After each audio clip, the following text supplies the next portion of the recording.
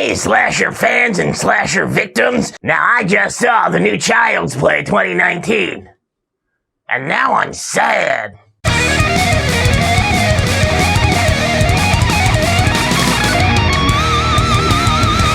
Hey guys, it's me, Zombie! So let me first off welcome you all to my tomb.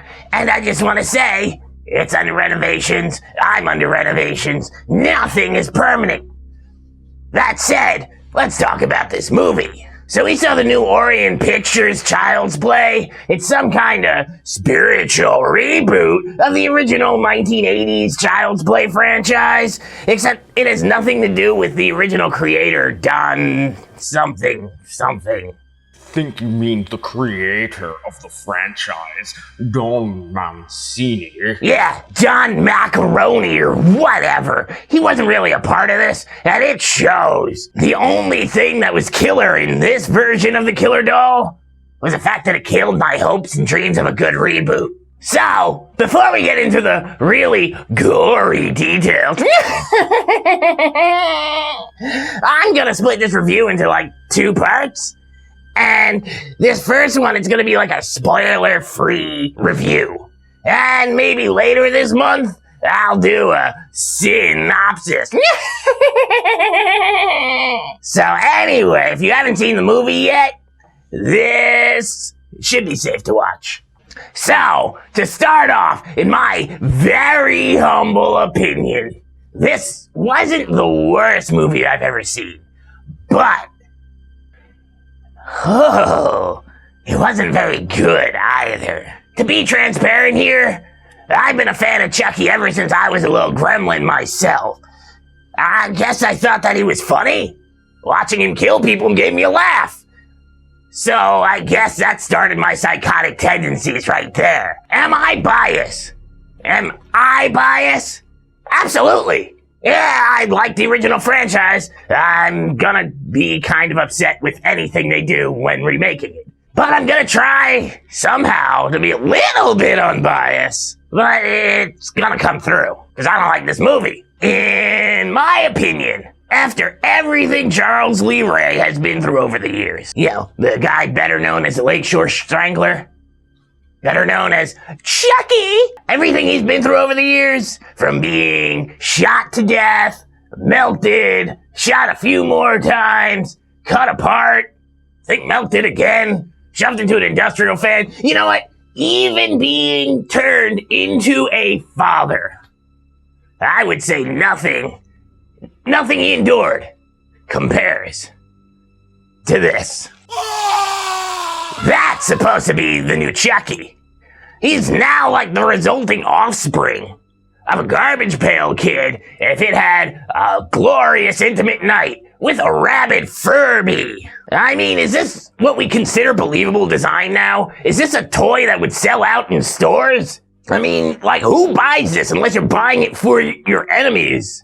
And even then, what, your enemy's child? That's one of the main gripes I have with the movie, and one of the main gripes I think a lot of people are gonna have with the movie. Terrible design decisions on the star.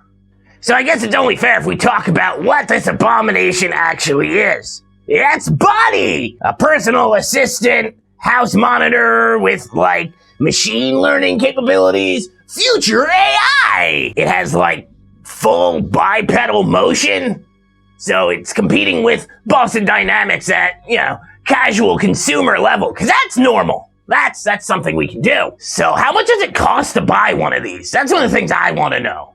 Like, if you were to go to Boston Dynamics and let's say you wanted that dog that they're always kicking around, how much would that run you? 10,000, 20, 150? I mean, that's some pinnacle engineering right there. And now we have some kind of bipedal walking doll. Doesn't fall over in the movie. It must have gyroscopes or something in it to keep it upright.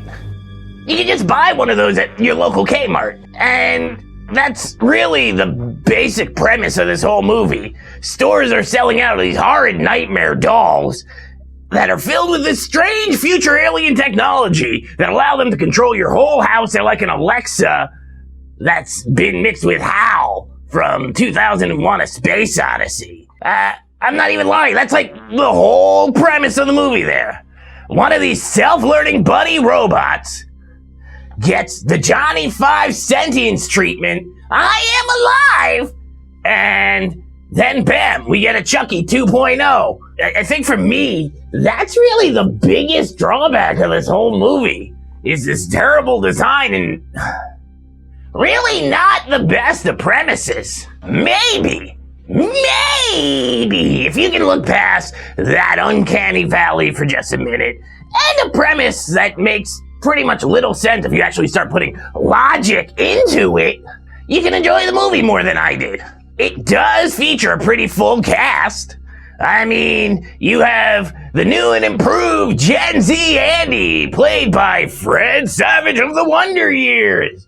You have Aubrey Plaza, playing Aubrey Plaza, pretending to be a kid's mom, Karen. And then Jack Black is this creepy basement man. And the cop Carl from Family Matters. He plays the neighbor. It's really a star-studded affair. The only one of them actually in this movie was Aubrey Plaza. I watch the movie too. And I'm gonna say, I don't know about everyone, but I know that Jack Black was definitely in the movie. That was Jack Black. Can't tell me otherwise. That was Jack Black. Anyway, Andy gets this uncanny Grand Canyon of a doll, and then it names itself Chucky, and then it learns to kill. The end. The end of the movie. There was definitely more to this movie. Was there nothing that you liked? Of course there were some things about it that I liked. It was a garbage movie, but that doesn't mean it didn't have a little bit of redeeming quality somewhere in it. I didn't leave the movie theater. I sat through the whole thing, if you believe it. It had some things going for it. Like, it had pretty good horror stereotypes without them being offensive. It's like you had the annoying, drunk, mean boyfriend. You had the preteen friends. You had the annoying coworker, and then the film was shot really well. But I think that maybe they just didn't think through a lot of their decisions. Like, some elements definitely got rushed. It was produced by Orion Pictures, which is pretty much known for making lower budget films. It's estimated that this version of Child's Play was made in the ballpark of $10 million. That's really not a lot for a modern movie with a major theatrical release. So we should just give it a pass? Sure, some things being rushed, that's okay. We'll look the other way on that. But come on! Some things are just simply unforgivable. Anyway, despite the ugly design, it's otherwise a visually beautiful movie. Gone are the grainy flat shots of slashers past, and instead, we get treated to the real Hollywood treatment. We get color grading. We get vibrant contrast. We have that whole magenta and cyan, orange and blue. Some of the shots are so pretty, I might even say that they're frameable. The sets do feel a bit flat sometimes, just a little bit.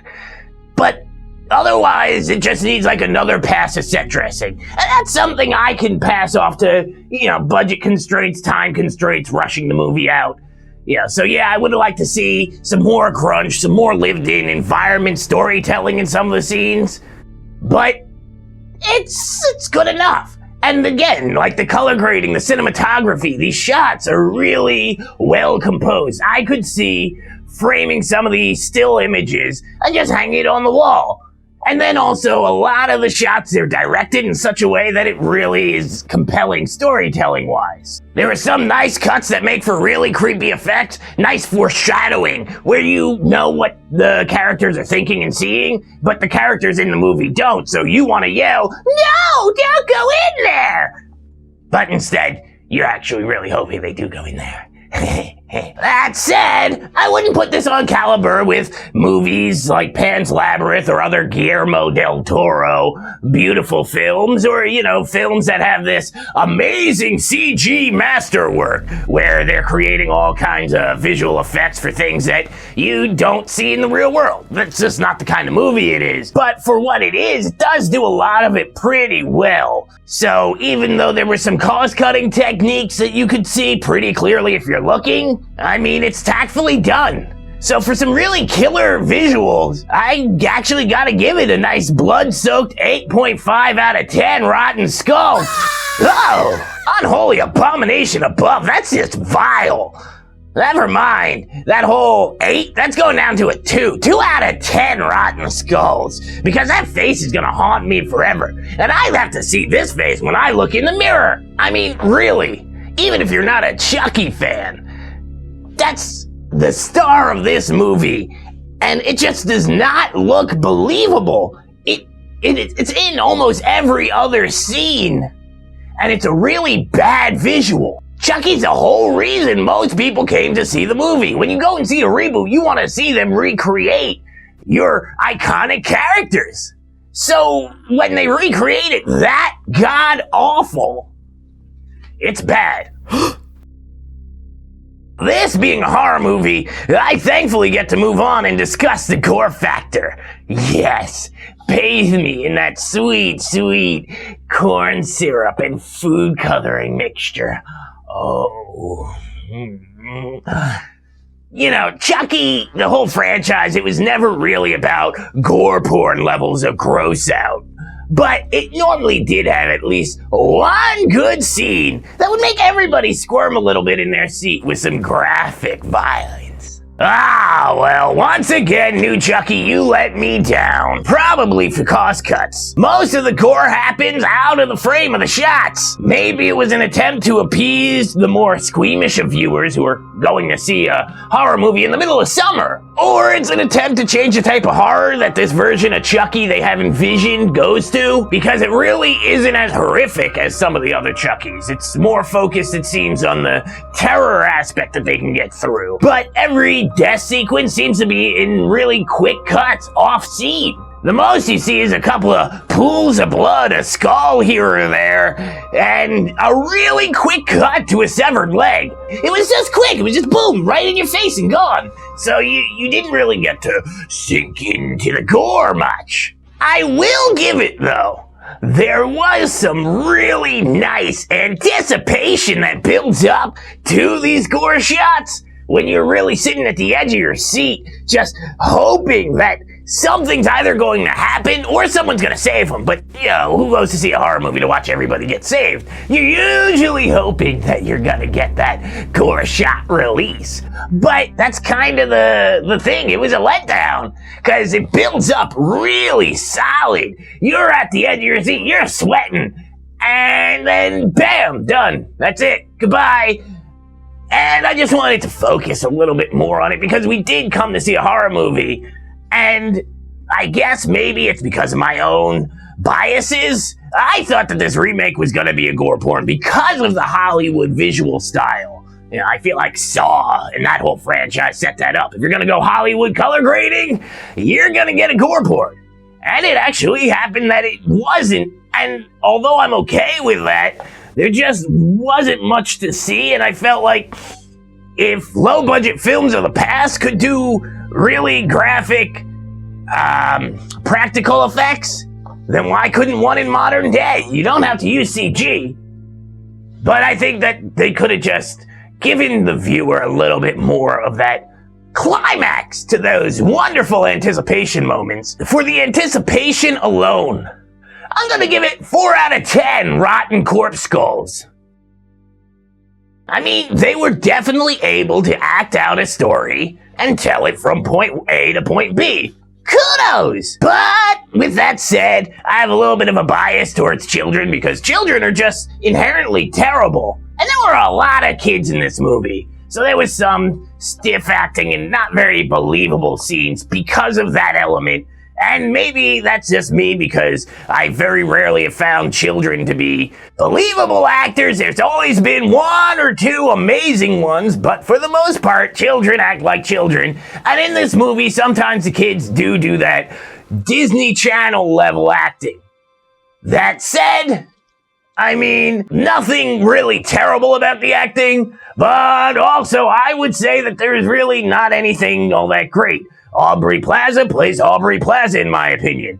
Yes, she's a mom now, but she's still Aubrey Plaza, which I guess, that's defeating typecasting if you just add a kid. In my opinion, Mark Hamill and Carl Winslow, the cop from Family Matters, he's played by Tyree Henry in this movie, though. They were the standout stars of the movie. Brian was likable, and he was believable as a cop, and you could empathize with him. Empathize.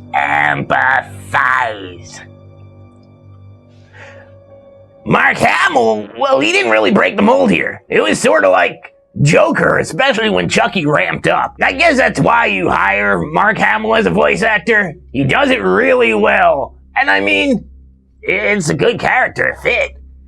Then in the other moments of the movie, he's meant to be a bit quieter, and he does that. He does play a subdued character pretty well when push comes to shove, so overall his acting was pretty good. I wouldn't say that it was anything extremely stellar, but I don't know that there was any moment that was really looking for an Oscar. It's a horror movie. So it was good acting. Good acting, right? I mean, so for that, it's good enough. Nothing phenomenal. 6 out of 10 Rotten Skulls. Now, lastly, let's judge the story here. Could it have been better? Has Freddy Krueger ever wiped his butt with the wrong hand? An astounding absolutely, you know he has. But I would say that some of the ideas that were presented in this movie, they were actually pretty compelling. They introduced a new version of a Chucky doll. He's no longer a good guy doll, and instead, he's this robotic buddy thing. It's a reflection of contemporary issues. Modern problems require modern killers. So, as I said before, it's like HAL 2001. It meets the Terminator, and then they go all single white female on this little kid. That's a pretty creepy concept. One of the best things about this movie that set it apart from the Charles Lee Ray version of Chucky is that this Chucky is just like a lost puppy. He actually just wants to make Andy happy. He loves him to the point of obsession, and that's terrifying. And to add to that terror aspect is that all of his actions are just to please Andy, so inadvertently, Andy's actions are what caused the deaths. Andy's kind of the killer now. This version of Chucky, because it's just acting for Andy's best as far as it can see, it could actually be much more deadly. And it's holding back. It doesn't want to be deadly. It's not trying. So it's not the Chucky slasher icon. And instead it's more a horror concept movie, which is pretty cool. It's one of the better things about this movie. In fact, the doll even has like these psychic powers because it can control Bluetooth. Hope that's not a spoiler, but that's what it does. And it's really almost as horrifying as it looks. Almost. The movie really has a pretty awesome concept, and it could have been great. Could was the prime word in that sentence. There are a number of plain stupid elements in this movie, and it really hurts it. Like, for one, the doll names itself. But it's never explained why it names itself. It just says, I'm Chucky, basically. And there's no motivation behind a name like that. So was it the name of the dude who created it? Was it set to have these terrible default names like the original one, and it's just never explained? Because the thing is that it seems like it's voice commanded. So it says, hey kid, tell me what my name is. Then Andy 2.0 says, oh, your name is, I don't remember, Mr. Butthole or something like that. And then the Chucky doll says, like a proper Starbucks barista, he gets it really wrong, and I guess it gets a couple of laughs, but it's not motivated by anything. Why? It feels like it is just a ploy to get it to be named Chucky. And I feel like that could have been better explained, so moments like that are good for a little bit of a laugh. But are they actually good storytelling? And I would argue, not really. It's just stupid. There's these little plot holes all throughout, and just non-motivated actions. It hurts the movie. Another point is that when bodies start piling up, 10 to 14-year-old Andy here, he doesn't call the cops. He's gonna handle it himself, even though he's close friends with a cop.